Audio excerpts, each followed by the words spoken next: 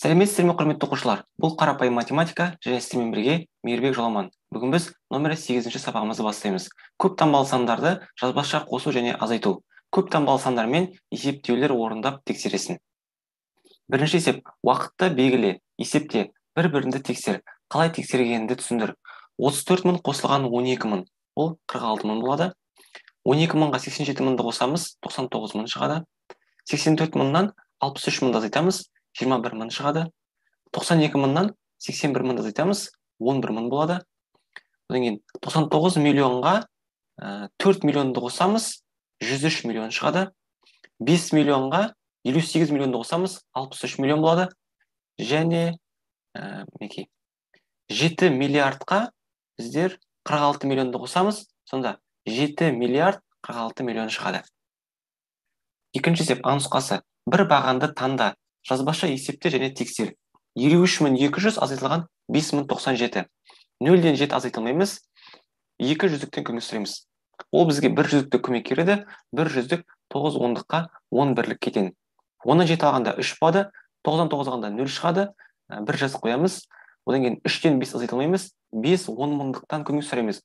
Ол бізге 1 10 мыңдықты көмекке береді. Ол бізде 10 мыңдыққа тең. 10-ға 3 қосқанда 13, 13-тен 5 алғанда 8 шығады. 4 жазып қоямыз. 48103 болады. Тексереміз. 48103-ке 5097-ні қосамыз. 3-ке 7 қосқанда 10 болады. 0-ін жазамыз, 1-і ойда. 1-ге 9 қосқанда 10, 0-ін жазамыз, 1-і ойда. 1-ге 1 қосқанда 2 шығады. 8-ге 5 қосқанда 13, 3-ін жазамыз, 1-і ойда. 1-ге 4 қосқанда 5, 23200 болады.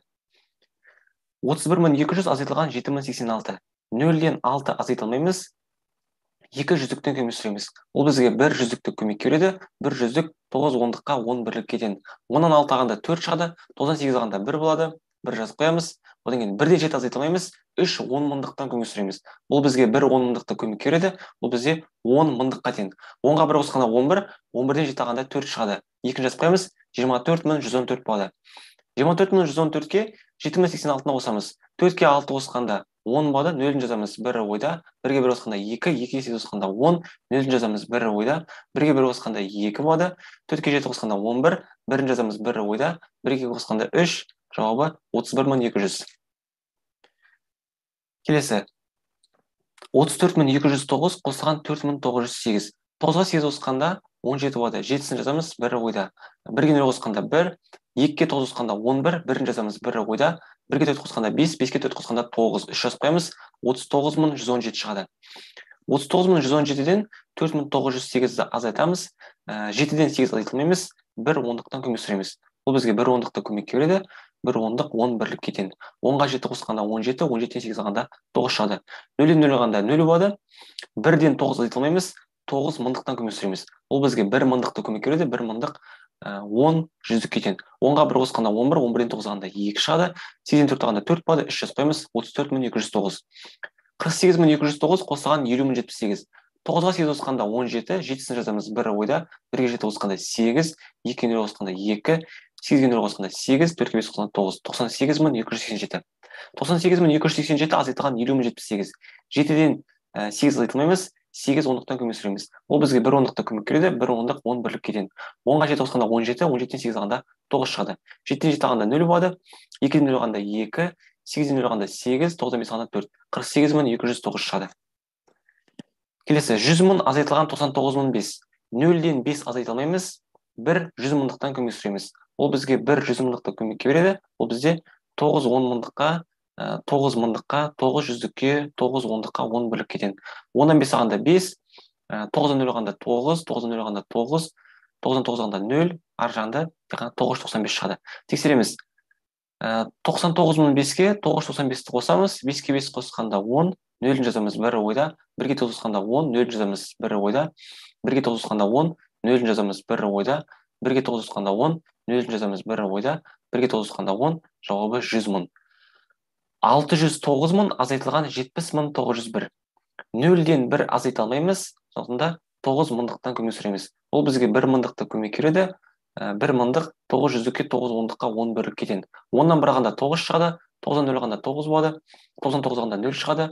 8 жазып қоямыз. 10-на 7 тағанда 3 болады, 5 жазып қоймыз. 538.099. 538.099-ға 70.901-ді қосамыз. 9-ға 1 қосқанда 10, 0-ін жазамыз 1 ойда, 1-ге 9 қосқанда 10, 0-ін жазамыз 1 ойда, 1-ге 9 қосқанда 10, 0-ін жазамыз 1 ойда, 1-ге 8 қосқанда 9, 3-ге 7 қосқанда 10, 0-ін жазамыз 1 ойда, 1-ге 5 қосқанда 6, 609 мың шығады. Екінші есеп әнұсқасы. Есепке сызба сызып, есептің шешуін өрнек түрінде жаз. Арман 15.450 метр қашықтықта орналасқан көрші ауылға бару үшін жолға шықты. Ол 3050 метр жолды атпен және 1500 метр жолды велосипедпен жүріп өтті. Қалған жолды жаяу жүрді. Арман қанша метр жолды жаяу жүрді? Жауапты километр және метрмен өрнекте. Атпен 3050 метр, велосипедпен 1500 метр, жаяу қанша метр екені белгісіз, барлығы 15450 метр.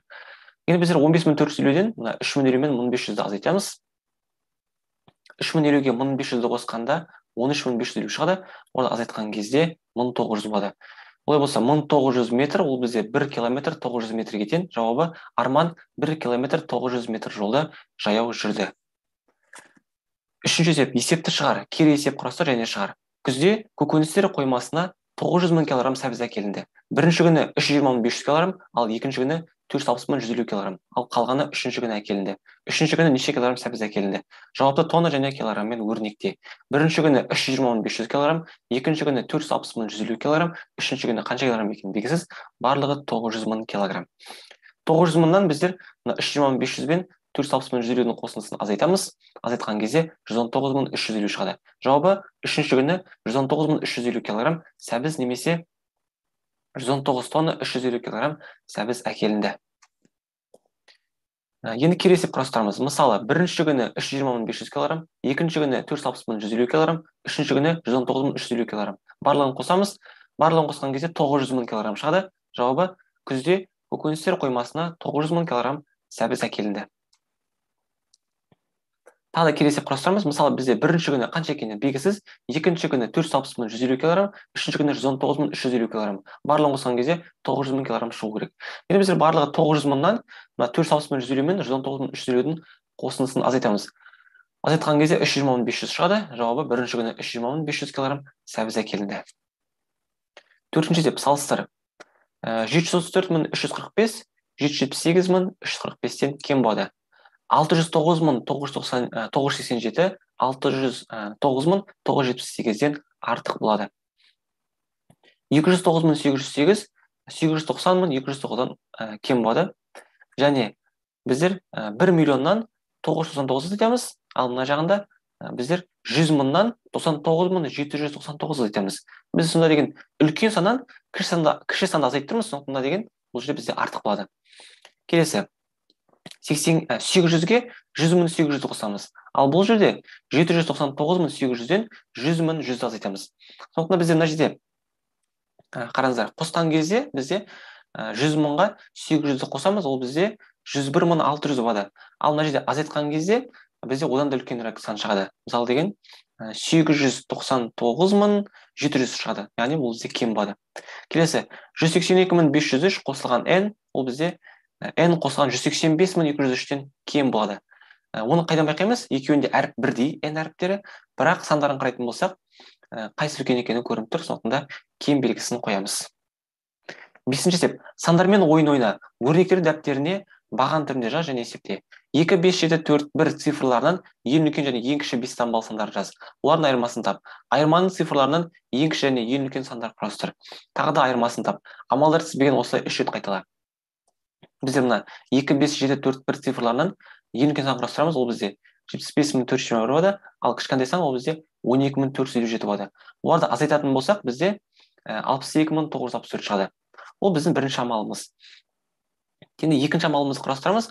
Осы мына 6, 2, 9, 6, 4 цифрларынан үлкен сан құрастырамыз. Ол бізде 96.642 саны. Ал кішкентай сан 24.669 саны. Оларды азайтатын болсақ, 71.973 шығады. Мінекей екінші амал орындалды. Енді осы жаңағы цифрлардан біз үлкен сан құрастырамыз. Үлкен сан ол бізде 97.731 болады. Енді осы цифрлардан кішкене сан құрастыратын болсақ, ол бізде 13.779 болады. Азайтатын болсақ, 83.952 шығады. Сонда мінекей біздер 3 рет қайталадық, амалдар тізбегін есепті шығардық. Алтыншы есеп, жазбаша есепте тексер. Бізде бұл жерде қараңыздар. 903 миллион 256 мың 251-ге біздер 1 миллион 954 мың 101-ді қосамыз. 1-ге 1 қосқанда 2 болады, 5-ке 0 қосқанда 5 шығады, 2-ге 1 қосқанда 3 болады, 6-ға 4 қосқанда 10, 0-ін жазамыз 1 ойда, 1-ге 5 қосқанда 6, 6-ға 5 қосқанда 11, 1-ін жазамыз 1 ойда, 1-ге 2 қосқанда 3, 3-ге 9 қосқанда 12, 2-сін жазамыз 1 ойда. 1-ге 3 қосқанда 4, 4-ке 1 қосқанда 5, 0 жазып қоймыз, 9 жазып қоймыз. 905 миллион 210 мың 352 шығады. Енді тексеру үшін азайтамыз. 905 миллион 210 мың 352-ден 1 миллион 954 мың 101-ді азайтамыз. 2-ден 1 азайтқанда 1 шығады, 5-тен 0 алғанда 5 болады, 3-тен 1 алғанда 2 шығады. 0-ден 4 азайтылмаймыз, мына 1-ден көмек сұраймыз, ол бізге 10-ды береді. 10-нан 4 азайтқанда 6 шығады. 0-ден 5 азайтылмаймыз, 2-ден көмек сұраймыз, 10-ды береді. 10-ға 0 қосқанда 10, одан 5 алғанда 5 шығады. 1-ден 9 азайтылмаймыз, 5-тен көмек сұраймыз, 10-ды көмекке береді. 10-ға 1 қосқанда 11, 11-ден 9 алғанда 2 шығады. 4-тен 1 алғанда 3, 0 жазып қоймыз, 9 жазып қоймыз. Мінекей тексерген кезде шығып тұр 903 миллион 256 мың 251. Келесі 100 миллион 456 мың 925-тен біздер мына жерде 85 миллион 256 мыңды азайтамыз.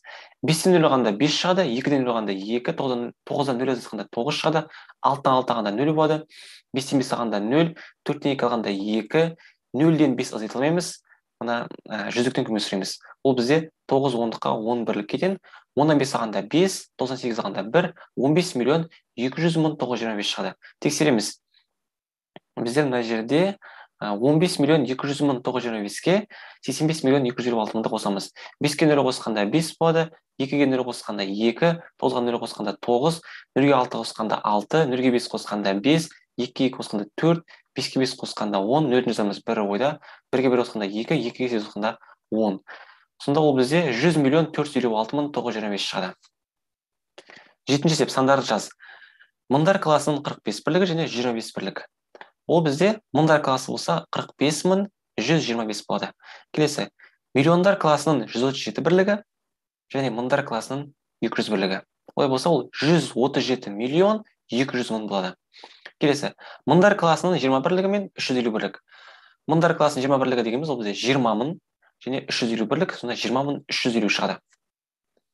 8-ші есеп, есептердің шешуін өрнектерінде жазып шығар. Бір ауылдың 18 жасқа дейінгі тұрғындарының саны 900 адам. Ал екінші ауылдың 18 жасқа дейінгі тұрғындары осы мөлшердің 3-тен 1 бөлігін құрайды. Екі ауылда 18 жасқа толмаған қанша адам тұрады? Бірінші ауылда 900 адам, екінші ауылда қанша екені белгісіз, бірақ ол бізде 3-тен 1 бөлігі. Барлығы қанша? 900-дің 3-тен 1 бөлігін табамыз, оны 3-ке бөлеміз, бізде 300 болады. Бірінші ауыл мен екінші ауылды қосамыз, оларды қосқан кезде 1200 болады. Жауабы, екі ауылда 18 жасқа толмаған 1200 адам тұрады. Нұсқасы, жолаушының 9800 теңгесі болды. Ол 4200 теңгеге пойызға және 500 теңгеге автобусқа билет сатып алды. Жолаушының қанша теңгесі қалды? Болды 9800 теңге, пойызға 4200 теңге, автобусқа 500 теңге, қалады қанша? 4200-ге 500-ді қосамыз, ол бізде 4700 болады. 9800-ден 4700 азайтамыз, ол бізде 5100 болады. Жауабы, жолаушының 5100 теңгесі қалды. Бұл нұсқасы, жолаушының 9800 теңгесі болды. Ол 4200 теңгеге Алматыға дейін және дәл сонша бағаға кері қайтатын билет сатып алды. Оның қанша теңгесі қалды? Болды 9800 теңге, сатып алды 4200 теңгеден 2 билет, қалды қанша теңге? 4200-ді 2-ге көбейтеміз, ол бізде 8400 болады. 9800-ден 8400 азайтамыз, ол бізде 1400 болады. Жауабы, оның 1400 теңгесі қалды.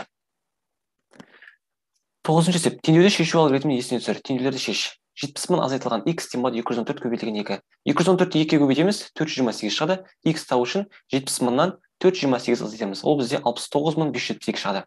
X-ның орнына 69572-ні қоямыз, азайтқан кезде 428 шығады, 2 жағы тең болады.